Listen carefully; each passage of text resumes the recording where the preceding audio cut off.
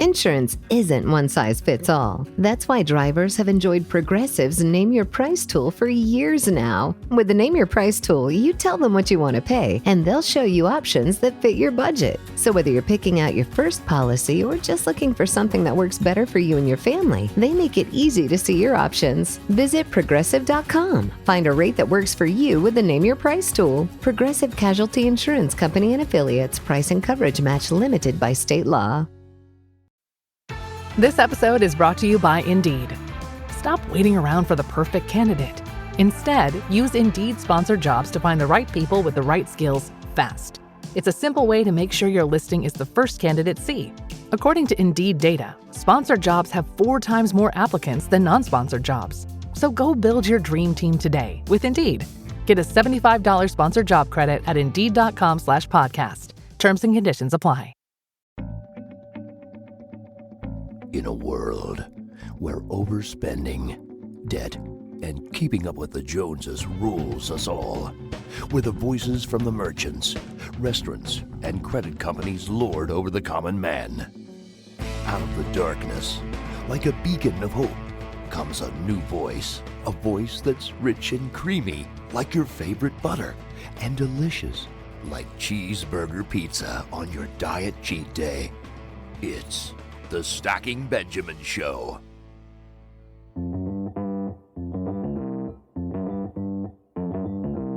Live from Joe's mom's basement, it's The Stacking Benjamin Show.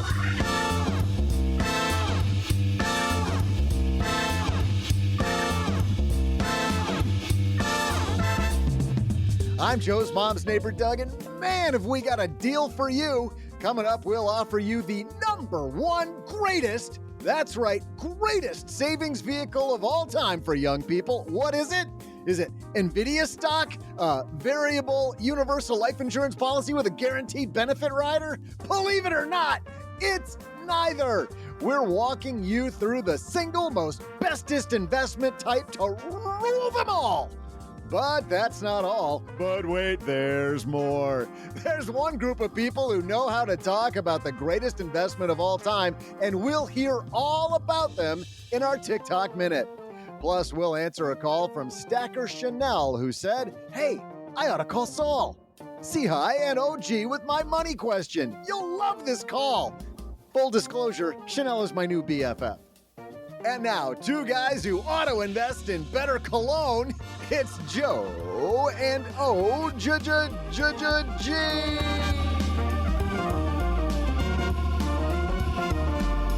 Better cologne. That's my animal instinct for great podcasting. Sex Panther. Emanates from me. Podcast Panther, maybe. OG, which Kylie Jenner fragrance are you wearing this morning?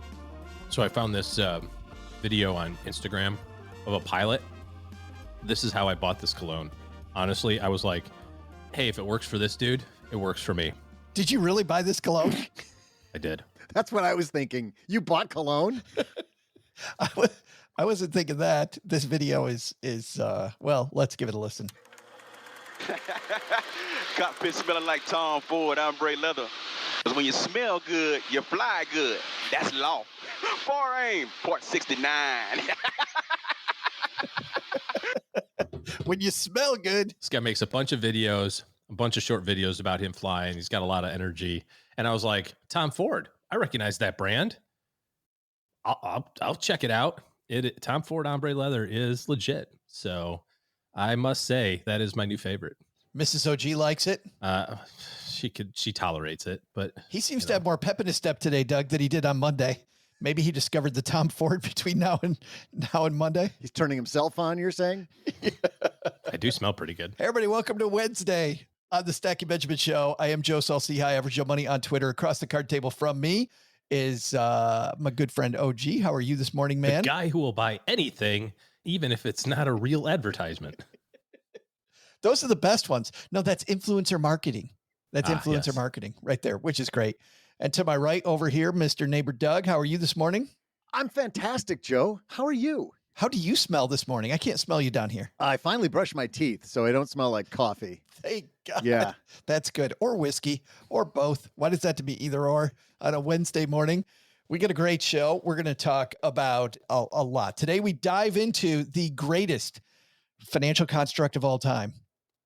And OG, I know you were surprised when Doug said that it probably isn't a variable universal life policy with a I mean, those are pretty sweet. Benefit rider. guaranteed benefit Something. rider. Yes.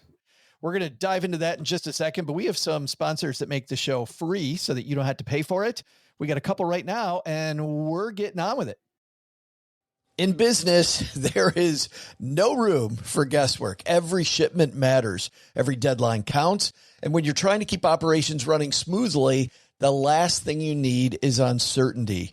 That's why reliability is at the core of USPS Ground Advantage. From the moment your package is first scanned in, it moves through a secure nationwide network, aiding in a timely and accurate delivery. You get near real-time tracking so you can keep up with your shipments. And with affordable upfront pricing, there are no hidden fees or surprise surcharges to throw off your cost sheets. It all adds up to predictable deliveries you can depend on, because knowing your logistics are handled lets you focus on everything else, your customers, your team, and the future you're building. Visit USPS.com/Ground Advantage to start shipping with confidence. USPS Ground Advantage. We mean business. Dell PCs with Intel Inside are built for the moments you plan and the ones you don't. They're for those all-night study sessions, the moment you're working from a cafe and realize every outlet's taken, the times you're deep in your flow and can't be interrupted by an auto update. That's why Dell builds tech that adapts to you. Built with long-lasting batteries so you're not scrambling for an outlet, and built-in intelligence that makes updates around your schedule, not in the middle of it. Find technology built for the way you work at Dell.com/Dell PCs. Built for you. Big headline today, so let's move. Hello, darlings. And now it's time for your favorite part of the show, our Stacking Benjamin's headlines. Our headline comes to us from CNBC. This is written by young reporter Anna Teresa Sola. Anna wrote, I opened 2 accounts to help grow my savings. Here's what I learned as a Gen Z personal finance reporter. So Anna is diving into personal finance, and she writes that one of her goals for this year is to be more intentional with her savings. I like that, OG. Let's stop there on her first key point, that one of her goals is to be more intentional. I think a lot of times when people are just in school or they're just exiting school, they think some of this stuff we talk about having this specific goal and that specific goal and that specific goal, probably not as important as just getting savings going. Like, I don't know that it matters how, quote, intentional you are, besides the fact that you're intentional about building the muscle of getting money saved. You agree with that? I think when you're starting out, it's really difficult to kind of forecast what this future retirement or future financial independence, or, you know, if you haven't started a family yet, what that looks like, if you're even going to, what that looks like for college costs. And, you know, it's hard to have the big goals, but you can try to prevent the big mistakes. I think probably for young people, the biggest mistake is consumer debt. So if you can be intentional, like she says, around creating a spending plan and understand, look, when you're in your 20s, you're not at your peak earning years. Probably you might not have just $100 a month left over. And you hear all this stuff, whether it's from us or from other people, about you got to max out your 401k, you got to max out your Roth, you got to max out your HSA, you got to have 6 months in an emergency fund. You don't have to do all of that day one. Build a spending plan so that you've got, to your point, the muscle of saving. And even if that little bit of saving is $50 a month or $100 a month or $200 a month, figure out a way to automate it so that it will just build from there. It's not the fact that you're maxed out your 401k or maxed out your Roth at 22. I mean, if you can do that, that's great, but you don't have to. You have to get to the point of making the small changes toward that over your 20s and into your 30s. Yeah, the idea of intentionality. I love that you talk about around your spending, because being intentional about only buying those things that actually light you up and not what everybody else is buying. Like, I fell into that trap. You might have fallen into that trap, OG. We both talk about me buying stuff. No, that's impossible. we both, I think, struggled with this. And had I not struggled with that and just bought stuff that I was going to use and I was going to enjoy versus buying stuff that I thought I, quote, should have, that I thought would be phenomenal, that ended up not being phenomenal, I would have been, I think, much, much, much further along. So examining your spending, I think you're spot on with that one. She dives into, as she gets intentional, she's learned about two different things, but the first one is a doozy. And she said, a lot of opportunity lies ahead, especially as a Gen Z adult. We often doom scroll and read headlines about how the globe is becoming more uninhabitable with each passing day. You've got all of this strife. You've got all this political stuff happening that we talked about on Monday.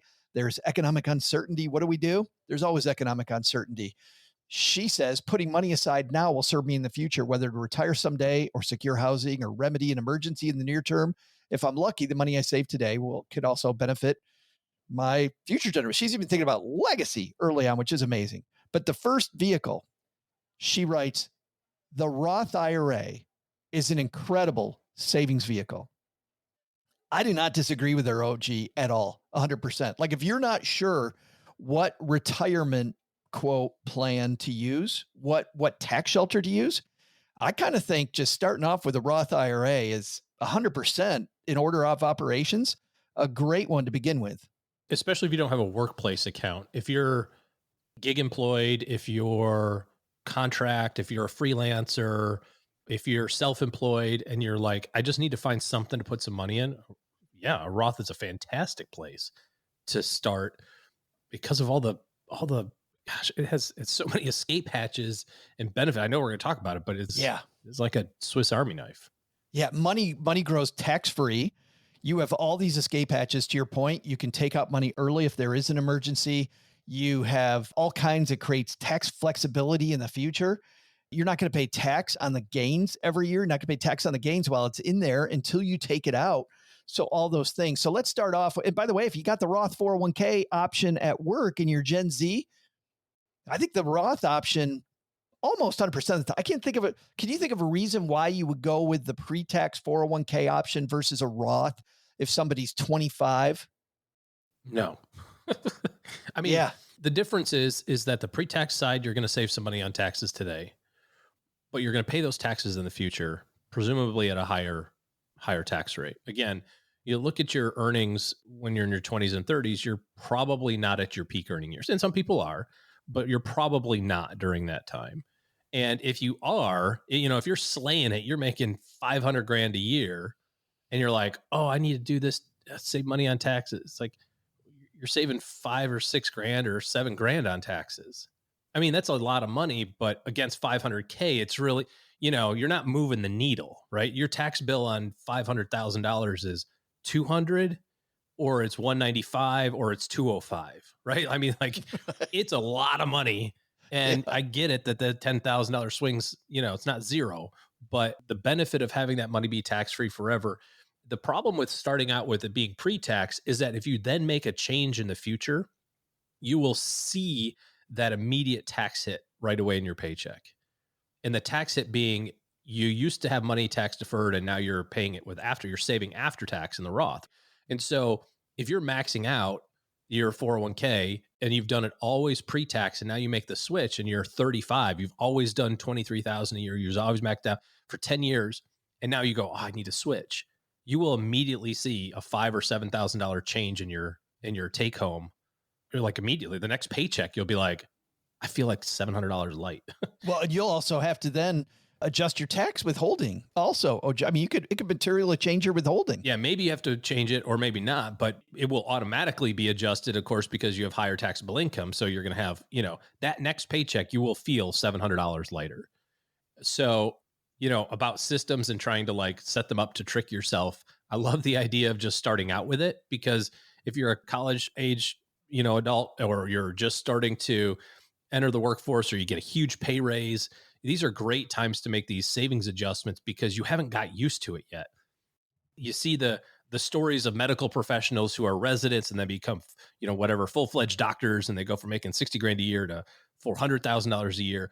That first paycheck is your opportunity to reset it, because you can go from making 60, you can go live on 160, you'll feel like a king and still save $100,000. But the only way to do that is to not have that first check have that extra 100K in it, if that makes sense. So if you're looking to make a change, a great time to do that is if you have a big cash flow change. You get a pay raise. You were making 75 grand. You got a promotion. Now you make 100. Flip it now. Just do it right now. Add all your savings back. I mean, life was good 3 days ago, right? You probably didn't know you were going to, I mean, maybe you were in line for the promotion. What you weren't spending probably like you had it yet. So just wait a year. Just give yourself 1 year of, I'm going to save all this difference. And that's going to be the new slope of the savings and income and lifestyle appreciation. I'm going to just delay 1 year and you'll get on a different path altogether. When it comes to your savings, there are three things that move the needle more than anything else: your housing, your transportation cost, and your grocery bill. If we take those top two, your housing cost, if you're used to living with roommates and living with roommates doesn't bother you, then continuing that for a few more years, and also living in an apartment that's way smaller than something you can afford, way less expensive than something that you can, quote, afford. You get used to that. You begin to build that muscle, and you're never going to experience some of these crunches that a lot of people have later. Same thing with cars. If you don't buy a brand new car the second you get your first job, you continue to buy used cars. You're much more likely to continue to buy used cars in your 30s and in your 40s and even in your 50s. It's going to be more difficult for you to change. You're just used to it. And the same thing, I think you're saying with the Roth IRA.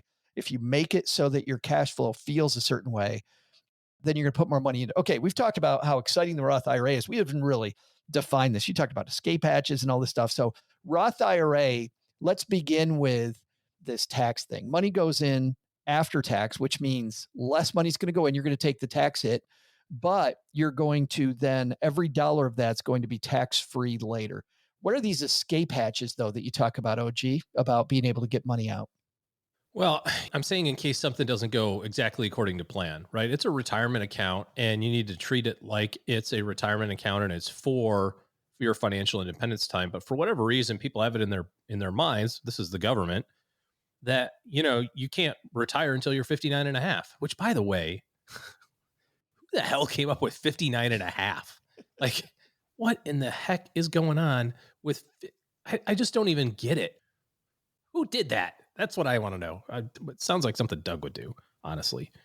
I got an idea, guys. Let's do 59 and a half. Some people want 59, some want 60. Let's just split the uprights. Let's just split the difference. So we've got it in our heads that 59 and a half is our financial independence time. But the reality is that you can access your money for retirement if you're retired. And if you are 47 and financially independent and retired, guess what? You can access your retirement then. You just have to do it, in a manner that's acceptable to the government. You have to follow some rules.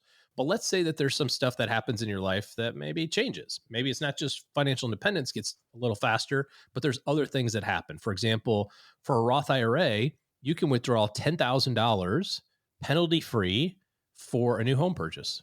You can do that up to $10,000 through your lifetime. So it doesn't even have to be one transaction. You could do $5,000 now and $5,000 next time. You can always take out your contributions if the account's been open 5 years. What's really cool about this is, some of us got jobs when we were 11, 12, 16, 18, a little bit of job in college, maybe. Open a Roth IRA and put $50 in it. Start that 5-year clock right now, because then you don't have to wait for it's not 5 years for every dollar. It's 5 years from the account open. So if you open it when you're 18, you have your summer job and you put $50 in it, all of this money that you contribute from now on is yours after you're age 23. So if something goes haywire or life situation changes or whatever, and you need to take out your principal, you can do that. You have all this flexibility. You can take money out for education expenses if you need it. You can take money out for healthcare expenses. You can take money out for healthcare expenses if you aren't employed, if you got unreimbursed medical expenses, if you're disabled, if you are in a federally qualified disaster area, if you have an IRS problem, you can use the money for that. So there's all these different ways, these escape hatches, if you actually need the money. Now, if you don't, and you're like, but I really want to go to Europe next summer, well, then you got to pay a penalty on that. But if you're using it for what it's supposed to be, which is your long-term financial independence, there are some outs if life doesn't go in the exact straight line, which we know it never does, that you might forecast when you're 27 years old getting started. You know what? I like a lot of what you just said, OG, but earlier you talked about just throw $50 in it. Throw, whatever you can on the socials and everywhere in media. It seems like every topic has to be the extreme. I maxed out my Roth already and it's February, or whatever. And it just makes people feel like, well, what's the point? If I can only throw $50 in, that's not going to do anything. So I shouldn't bother doing it because everybody else is maxing everything out. And I hate that about what you see on socials and in the media. I wish that message that you just gave would get screamed from the mountaintops and from the Instagram tops or whatever it is. It's funny when I've done that in the past, Doug, too. I put $50 in. I start thinking about the next $50. Like, okay, how can I do this again? Can I do this again? And then my subconscious brain begins working on how can I make more money, find more money so that I can keep this thing going. You do get this positive reinforcement every time that you deliberately put money away. Don't get me wrong. I definitely prefer automating this, not deliberately finding $50 every time because you're making it way harder than it needs to be. Just hide money from yourself and have it going automatically is way better. But I put $50 in something. I'm like, let's see if I can put $50 more in Lumen stock. That's like me when I don't eat the whole bag of potato chips. I'm like, can I do that again? Can I eat just half a bag of the family size of crunchy Cheetos? Well, and that's what he does, OG. He eats the first half. He's like, well, look at that. I only ate half. Let's see if I can only eat half Mama again. didn't raise no quitters. Then he eats the other half. And he's like, look at that. I did it in 2 servings instead of 1. If it's open in your pantry, it's as good as eaten. Like those calories are already happening. Let's just get it over with. Well, they're going to get stale. Yes. I mean, you don't want the chips in there getting stale. That's gross. You brought up a good point, Doug, with the consistency of the investing and the impact of investing a little bit. I was talking about put $50 in to start the 5-year clock. So that opens up these flexibility options of you being able to, access your contributions in the future. If you wait until you're 23 and you just graduated college, and maybe you are putting the $7,000 a year in, that now the clock starts at 23.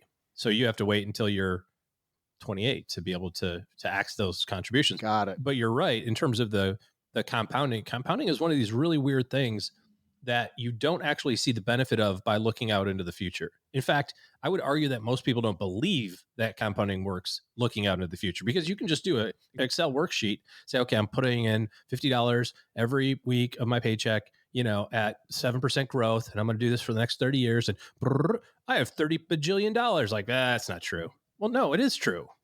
If you did the formula right in Excel, the math is right. You just don't believe that that's the case. But what happens is you do that systematically. You save $50, you save $100, whatever it is. Yeah, you know what? The first year, you're not going to notice anything. Right. You're like, dude, I thought I was saving money. I only got like $500 in this thing. Yep, that's right. It's not that. It's the fact that $500 is going to double 6 times. And the power of it is always visible in the rearview mirror. I can't tell you how many times I've gone through a financial plan with a client and looked back and found, like I said, this is fun. It's been 5 years. Let's look at your financial plan from 5 years ago. Do you remember when your net worth was $71,000? You had all those student loans. Your 401k balance was 81 grand. They're like, wait, what? Your income was 71,000? You just don't see it because it's just life happening right in front of you. But when you take the time to look backwards and see how far it's come, now you can start to appreciate that compounding. A nephew and a niece, my wife and I were able to set up a 529 for them, and we put $50 a month in, legitimately Scoreboard. $50 a month. We didn't do it every month because there were some times where we didn't, but pretty much. And they both went to college and they both got $12,000 529s. That's not anywhere near the cost of college. It's not even in the ballpark of the cost of college. But you know what it is? It's the cost of about 1.5 years of a state school tuition where they both went. And it was just $50. So like if you have your kids or you're doing your Roth IRA, yeah, $50 is not, it's probably not going to get you all the way there, right? I'm not suggesting that that's the thing, but it's the behavior of doing 50, next time doing 55, next time doing 60, and so on and so forth. But even the power of that $50 a month over a 20-year period pays for 1.5 years of college. Not 1.5 years at Harvard, I get that, but 1.5 years in a nice state school. That's pretty awesome for kind of setting up $50 18 years ago and not really thinking about it. To the point where we didn't have the login. It was at a 529 company that we don't even use anymore. And we had to call like 3 separate times. They're like, yeah, you need to get a PIN number. And then we're like, okay, mail us the pin. They're like, are you still at blah, blah, blah? We're like, no, we've moved twice since then. Oh, okay. Well, we have to send a... Which in this case is a great problem to have. It's a great problem to have. It was like literally, it took us 3 months to log into this account because they had to send all these address confirmations to all these other places to confirm that I was really... You're not just stealing. Yeah, I really stealing from the moved, right? account. Because that's what they do. They send the confirmation to the old address to make sure it gets returned or whatever. Anyways, it took forever. And finally we were like, holy crap, this was like 12 grand. That's pretty awesome. Also, how do we turn this $50 a month thing off? Because she's going to school now. I don't want to put this on my kids. But, start the 50 just so the clock starts, but then also do 50 because give yourself enough time. It's bizarre how fast this stuff piles up. Well, and the 50 early OG, to your point, is what Anna says in this piece, which I love, that intentionality, right? You get that 50 moving, you're being more intentional than you were the day before. Yeah. And that's what it takes. Is there a time when you wouldn't use a Roth IRA? I can think of one. I really don't like starting first with a Roth IRA for college. I get why some people do it, but I love the Roth IRA as tax-free retirement money so much that diluting it with college money doesn't make that much sense to me. Yeah, I mean, I wouldn't use a Roth for college. And in fact, I wouldn't do anything for college unless my own financial independence was on track. Again, back to this, we have to have everything all done exactly at the same time type of idea. Doug, you were talking about this with your socials, which is partly why I don't do that crap anymore. It's like nobody posts real life stuff. Everybody posts all their, the 6 minutes of good in their day, which is also cool, but it kind of sets a false expectation of like how life really is.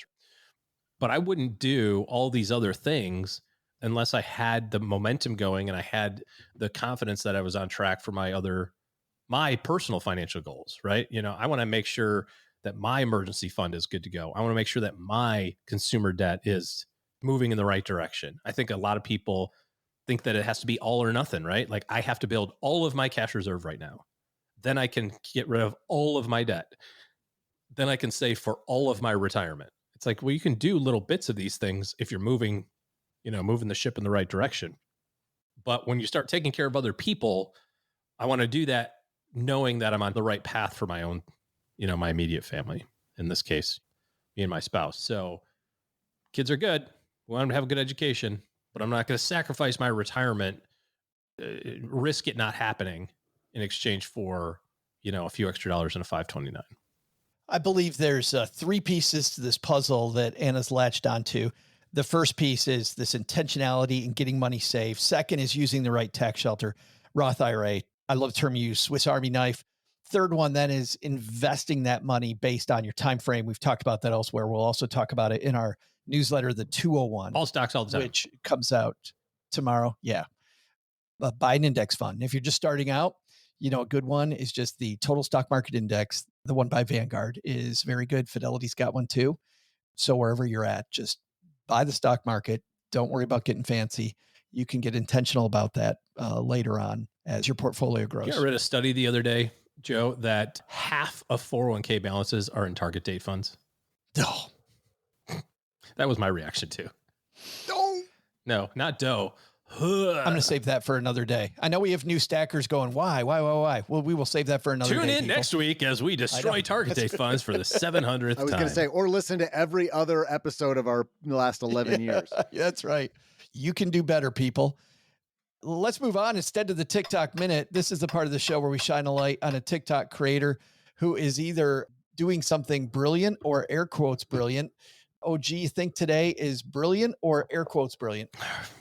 Oh, why did I do that, Doug? What am I thinking? TikTok is the devil. It's been a year right since you used to go like to OG one week and then me the other week. I know. And now it's just all OG all the time. And everybody knows his answer. So bad. And everybody listens now, don't they? Don't they, Doug? Yeah. To see how wrong he's been week in and week out. About half the time he's wrong because we pick some good ones. You wonder like how Roth IRA is different than a traditional IRA.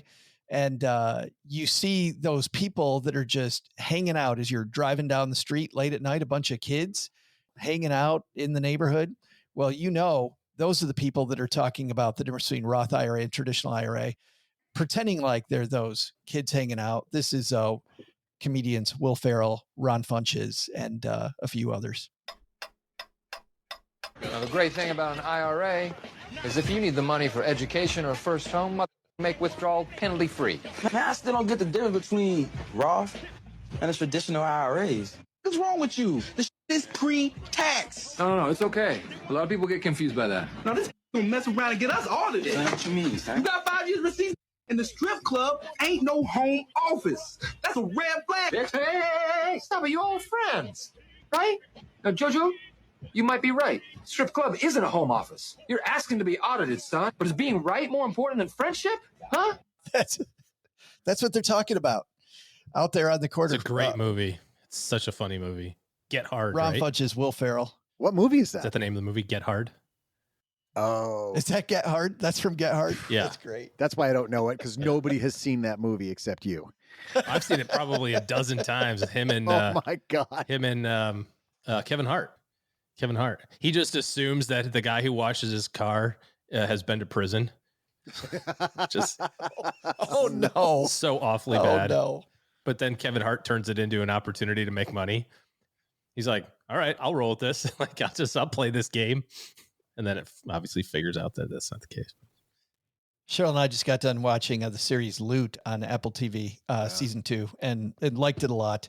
But Ron Funches is very funny on that. In fact, Cheryl's headed to Seattle to visit our son while I'll be at FinCon in October, and he's going to be live there. So she's going to see Ron. Your son's going to be live there? Oh, Ron. My son will be live there too. Yes. If you want to see Nick and Ron Funches at the same time, one of them will be easier to spot because he'll be on stage. I'm not going to tell you which one. You can see them both. Coming up in just a minute, we're going to answer a call from Chanel, who thought that she should call Saul and OG. But before we get to that, Doug, you've got our trivia for today. What's on tap this fine Wednesday? Hey there, stackers. I'm Joe's mom's neighbor, Doug, and today, according to this crazy holiday calendar Joe's mom got me, is National Poetry Day. So, because I'm such an established, respected poet, I could never stoop to sharing my brilliant rhymes on this podcast, but I thought we'd fire up the old Chat GPT machine and ask it to write the best Stacking Benjamin podcast poem the world has ever seen or heard. While we give Chat GPT a minute to craft that poem, let's talk about maybe one of the best poems about money called Smart.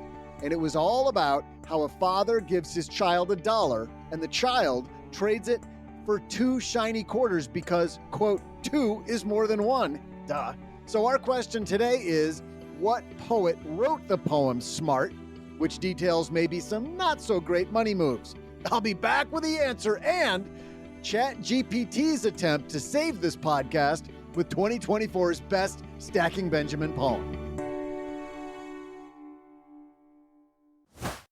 Insurance isn't one size fits all. That's why drivers have enjoyed Progressive's Name Your Price tool for years now. With the Name Your Price tool, you tell them what you want to pay, and they'll show you options that fit your budget. So whether you're picking out your first policy or just looking for something that works better for you and your family, they make it easy to see your options. Visit Progressive.com. Find a rate that works for you with the Name Your Price tool. Progressive Casualty Insurance Company and Affiliates. Price and coverage match limited by state law. What would you do if your online store converted 36% more shoppers? You could take 36% more vacation. Another pina colada? Yes, please. Open a new retail location with 36% more square feet. Fantastic. Hire 36% more help. You're hired and you're hired. Shopify has the world's best converting checkout, up to 36% better than other e-commerce platforms. What you do with those extra sales is up to you. Switch to Shopify today at shopify.com/listen and get a $1 trial. Shopify.com/listen. Did you know Fast Growing Trees is America's largest and most trusted online nursery with thousands of trees and plants and over 2 million happy customers? Whether you're planting fruit trees, adding privacy, brightening things up with flowers, or bringing in houseplants, Fast Growing Trees has it all. Even better, they can help you find options that are right for your climate, your space, and lifestyle. Click Order Grow. Every plant arrives healthy with the Alive and Thrive guarantee straight to your door. So if you're ready to get planting, this is the moment. Right now, they have great deals on spring planting essentials, up to half off on select plants. And listeners to our show get 20% off their first purchase when using the code WWO at checkout. That's an additional 20% off. Better plants and better growing at fastgrowingtrees.com using the code WWO at checkout. Fastgrowingtrees.com, code WWO. Now's the perfect time to plant. Let's grow together. Use WWO to save today. Offer is valid for a limited time. Terms and conditions apply. Go to growingfasttrees.com for details.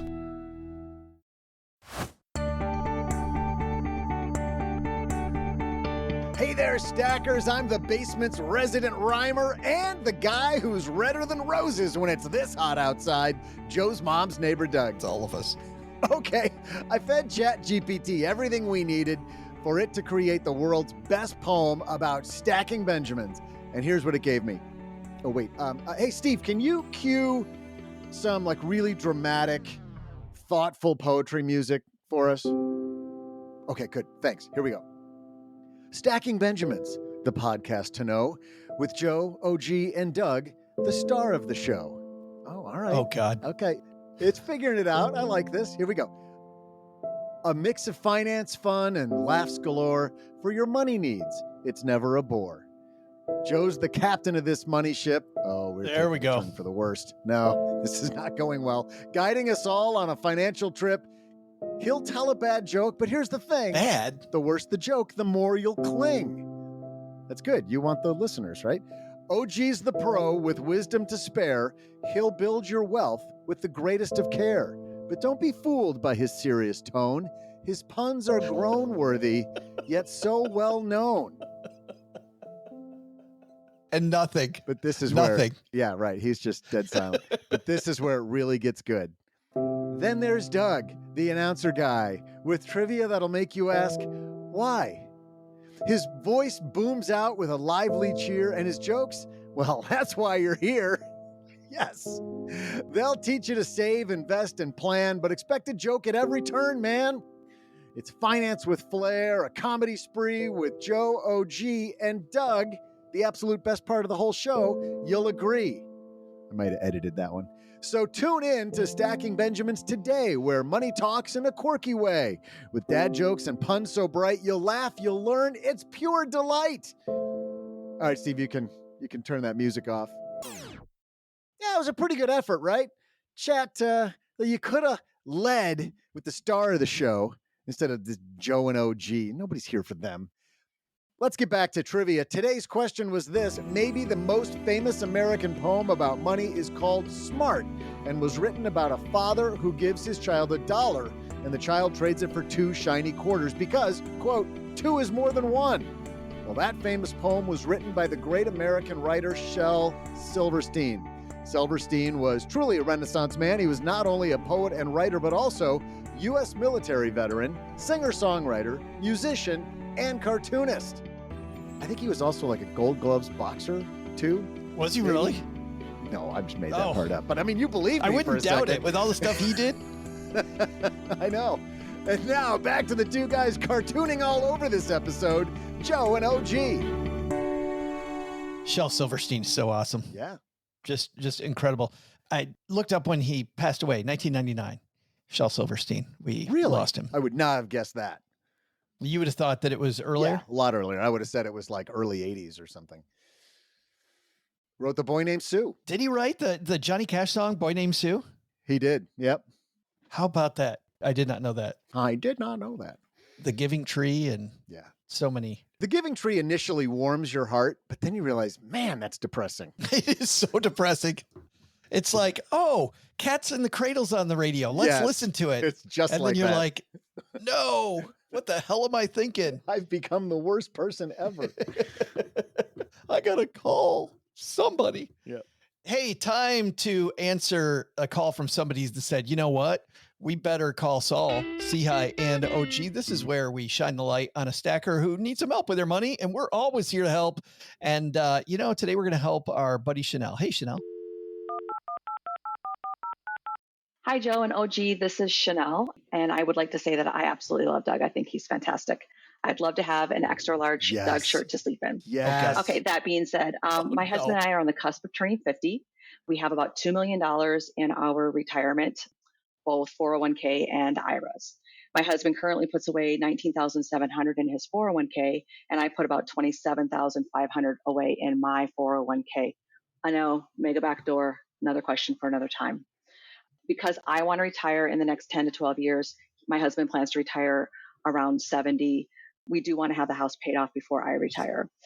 The amount remaining on our house is $327,900, and I make currently an extra $600 principal payment towards our mortgage.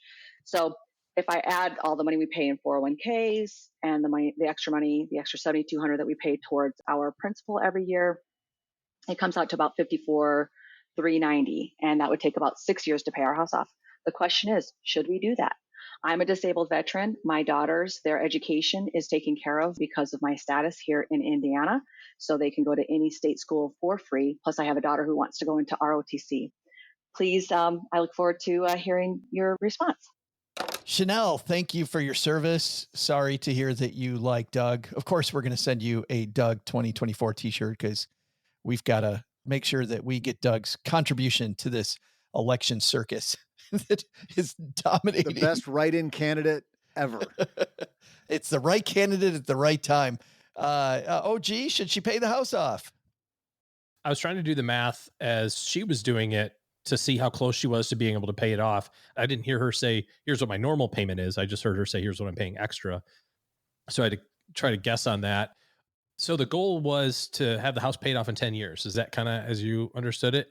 And her question is, should I, instead of paying it off in 10 years, pay it off in 5 or 6, because I can just take all of our savings and put it toward the house? I don't really like that idea of stopping the 401k savings or retirement plan savings. I think for a couple of reasons. I'm guessing that most of the money that you're contributing is pre-tax. So there's some tax savings there. If it's a Roth, then obviously there's no tax savings there. I think Charlie Munger is the one that said this, or, Warren Buffett, one of these two guys. Just don't unnecessarily interrupt compounding. And you've got 10 years to go before you retire. You've got $2 million. You're saving $40,000 a year, $50,000 a year in your 401k. That's another $500,000 that's going to go in your 401k plans. That money will also double, and then your existing money will double. Some of that contribution will. You got employer matches and that sort of thing as well. Unless your mortgage interest rate is really, really, really, really, really high, like 8-9%, which I can't imagine that it would be. But if that is, then I think you could just refinance it. But I just don't see why you would want to at this point. You've already got a plan to pay it off in 10 years. That was your goal anyway. Why would you want to direct more money to the thing that's going to have lower interest outcomes, I guess? Maybe there's some change to that if you were saying, well, as soon as the house is paid off, then we can sell it and we can move to such and such a place. And I still don't see why I would want to do that any more aggressively than you are, especially since you're probably kind of trending toward peak earning years. You're saving a bunch of money toward retirement. You want to be done in, the next decade or so. Don't get in the way. This has worked really well. I would keep my foot on the gas. I will say there is an opportunity to more aggressively pay down the house with excess money. And what I mean by that is, let's say that you're in a position that you have maybe some bonus opportunity, or you get stock options or restricted shares as bonus or something like that. What you could do is say, all right, moving forward, any additional money beyond what we already make and save, we're going to direct X percent of that toward our house. So you think about the next 10 years, you're likely going to get pay raises. Maybe you're in a position that gets a bonus. Maybe you get some stock or something like that. You might have opportunities over the next 10 years to say, oh, my income increased, $5,000 a year. I'm going to take that after tax money, and I'm just going to add that to my pile of contributions toward the house. That would pull it back a little bit, from 10 to maybe 7 or something like that. If you did it that way, it just doesn't give me a big warm and fuzzy to take money that can grow at equity rates, market rates, and pay off a house that I'm guessing the interest rate's pretty low. Especially when retiring at such a young age, there's so much life left. Like, having that extra growth, I think, is going to be hugely beneficial.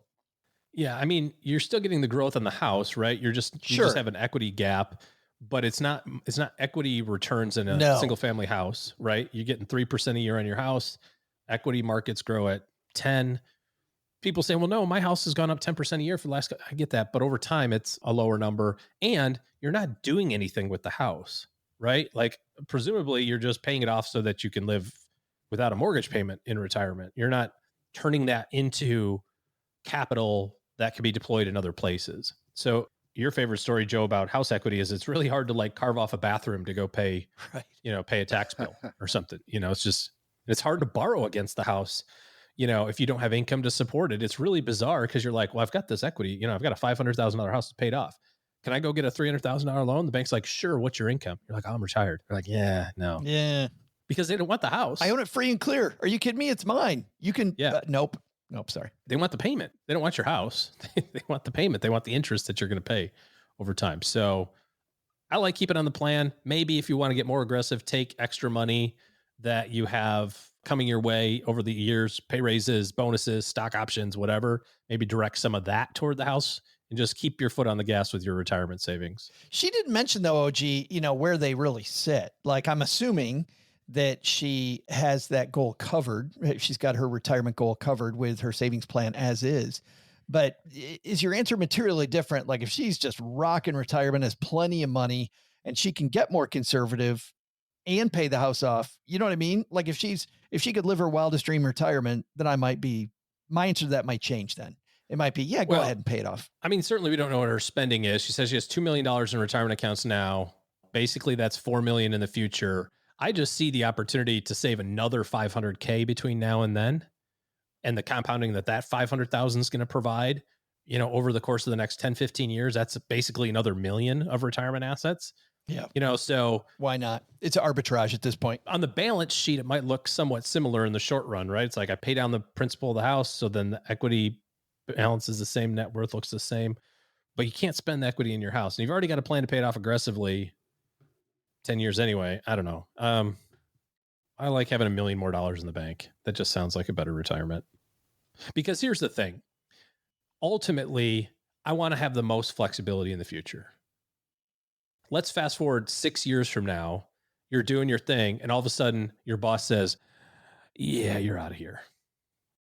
And you're like, well, no, I need 4 more years. My plan is 4 years. But your boss goes, our plan is now. So you're done. Or your husband plans on working until he's 70, and his boss says at 60, you're done. Having extra money saved between now and then gives you more flexibility in the future. You can turn around and pay it off then, if you want. So I just like the idea of more flexibility, the better. Chanel, thanks for the question. Great question. If you've got a question for us, Doug, there's only one reason you like that question. Yeah, no, Chanel clearly is a cognitive giant. I mean, she's obviously one of the smartest people that we've had call into the show. I'm pretty sure she probably already knew that answer. She just wanted to hear it validated by OG. Hey, Chanel, you are incredibly smart. Don't screw it up by letting your kids go to IU.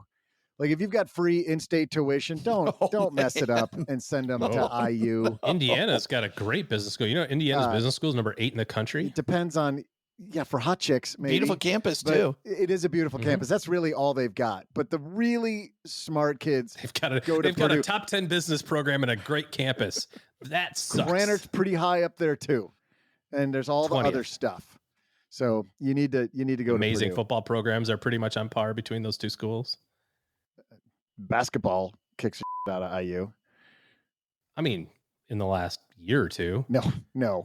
How many national championships does Purdue have? The whole Matt Painter period, they've been better than... and the whole Gene Katie period, they were better than IU. They really... IU hasn't been good since Bobby Knight left. How many natties? 1 less than IU. Oh, there you go. Yeah. Chanel, just do it right. Send them to West Lafayette and be done with it. Oh, boy. I'd send my kids to East Lafayette long before I'd send them to West Lafayette. If you've got a question for us. Or regular Lafayette. You don't even have to go to the west side or east side for that matter. Just go to regular Lafayette. It's way better than the western part of the city. Head to stackingbenjamins.com/voicemail if you've got a question for OG and you want to hear. Chugga. Look out for us. We're the trains. We're coming at you. Choo choo. As opposed to Hoosiers, that not even Hoosiers know what that is. They don't have a mascot. It's a basketball player. It's obviously a basketball player. Then you don't want to be that in the last 30 years. It is. hey, the net is equally as high in, in Bloomington as it is in West Lafayette, right? Take it out, measure. Isn't that what Hoosiers is? Isn't that what it is? That's Gene Hackman did that in the movie Gene Hoosiers. Yeah, we go out there and we measure it. Yeah. And it's the same. That's what a Hoosier is. A Hoosier's Gene Hackman. Obviously. What a great movie. I might watch that again this weekend. That is a great movie. That is a fantastic movie. It's a great movie to watch with your kids. Yeah. Hoosiers also Dennis Hopper the drunk. Well, as opposed to Dennis Hopper the... Right. No offense, rest in peace. But what's... It's a great movie. It really is. And Gene Hackman. It's like that and Remember the Titans. Those are the two sports movies. I would agree. I love Remember the Titans. But Gene Hackman thought Hoosiers was going to ruin his career. He was so pissed off doing that movie that he wanted nothing to do with it, didn't want to go to the premiere, didn't want to do the re-voiceovers that they often have to do after production's done. They sometimes have to go into a studio and re-voice stuff. Didn't want to do any of that. So he was a bit wrong. Speaking of movies, I think we just wandered out of the back porch, Doug, without even knowing it. I never leave the back porch. Back porch is the part of the show. It's the end of the show where we talk about things going on in the community. We talk about movies that we've seen, TV shows we watched. I mentioned that I just finished season 2 of Loot. It's a series that, as we began it, Cheryl did not like it at all. And stuck with it because I thought it was very funny. And by the end of the first season, she was hooked as well. And season 2 was even better. These characters just continue to grow on you. Very funny show. Good half-hour fun. Below Deck. Below Deck is the name of the show you like? Yes. I'm so into Below Deck Mediterranean. Are you kidding me? Oh my God. It is the best trashy reality TV on a luxury yacht. It's so much better than that. Look, I've watched every minute of Bachelor and Bachelorette for like the last 10 years against my will, largely. And I don't remember a single name of a Bachelorette contestant. You can't say against my will. I distinctly remember you saying, I can't play golf today. The season premiere is on. Busted. That is 100% happened. But I know all of the characters from all 4 seasons that I've watched of Below Deck Mediterranean. It's so good. It's the best trash. Wait until you get Below Deck Croatian or wherever. I don't know that there's like a bunch of different areas, I think. Yeah, I think they do the Caribbean. There's Australia, maybe. Yeah. Oh, I'm sure. I can't wait. I've got years of programming gold ahead of me. I think people thought, oh, gee, we hit a low on Monday when we did the About Mine. And now we're talking about Below Deck Mediterranean. So good. What's the subtext in that show? There must be some underlying themes that in that show. Nothing could be more surface level. So my experience with this show is a week-long period. The last time we went to Disney, I got the flu so bad I couldn't move. And the only thing that was on during the day was this freaking show. So good. And so I watched episode after episode after episode of this show for an entire week while my family would be like, it's 7 a.m. We're going to breakfast, Dad. We'll see you later. I'm like, it's okay. I'll be fine. And you had the best vacation ever. I laid on the couch. It was pretty sucky, honestly. Like it was not great. A woman who's been on the show 3 or 4 times, Linda P. Jones. I used to also be on the Money Tree podcast with her, financial influencer. She actually, Doug, rented the boat. They were on an episode because it was her and her friends that were the clients on the boat. Oh, wow. So she had a first. I might have watched that in the last week. I'm going to go back and look because I do remember a financial person on there and who brought friends. That's honestly what most of the guests are. They seem to be, and I know I've heard they get a discount for being guests on the show. So they get that to rent that boat cheaper than you normally would. You're pretty sure not? No. Linda was not very happy because she had expected a bigger discount and they kind of tell you that. Oh. And then and then my understanding, it's been a long time. It's been 4 years maybe since Linda and I talked about this, but I seem to remember the discount. Now she's like, I paid a ton of money. Those things are super expensive. I think it started in 2014.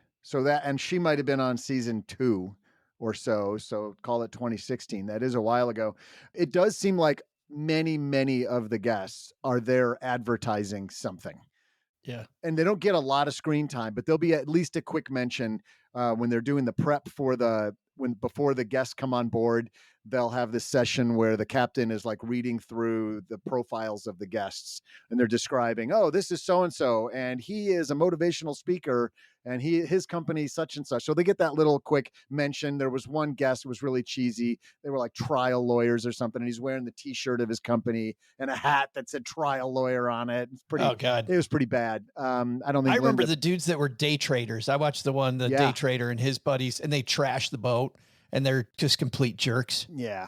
And then right now, the episode I'm halfway through is Johnny Damon, the baseball player. Wow, really? Yeah. Yeah. So he's not advertising anything, but maybe just other than keeping his name relevant. That part's a little cheesy, but I want to go back and see if I can find Linda P. Jones. Stuff's episode. expensive. I have a friend who went down to the British Virgin Islands and was like, this place is amazing. I need to figure out how to own a business down here. He and a buddy went in 50-50 on a gigantic catamaran, like one that you can live on, and staffed it with a captain and a chef and a first mate and whatever, and rents the boat out for, people go down and they get to sail around the Virgin Islands.